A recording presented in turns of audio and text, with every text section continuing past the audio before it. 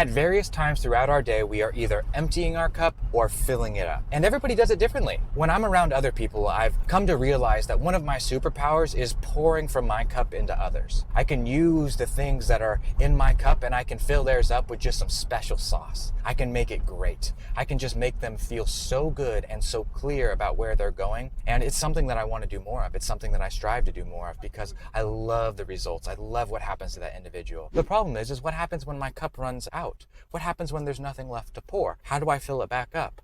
And that is also an equally important question. How do you fill up other people's cups and how do you fill up your own? For me, filling up my cup is getting peace. It's getting rest. It's getting physically fit and getting food. When I get those things and I get to spend time around people that I care about and we can have conversations back and forth, it starts to recharge me and fill me back up. And then I can go expend that energy by filling up other people's cups on Zoom, training calls, coaching, teaching, and creating content. Creating content takes from my cup just ever so slightly. So I need to make sure that when I do create content, I'm in the right state of mind with a full cup.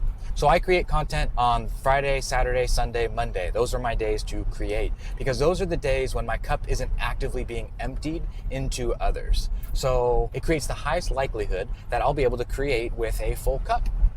I don't know if that analogy helps anybody, but that's how I look at it. If your cup's not full, everybody suffers. Your children suffer, your wife suffers, your business suffers. It is in your best interest to fill up your cup first so that you can then fill up the cups of others.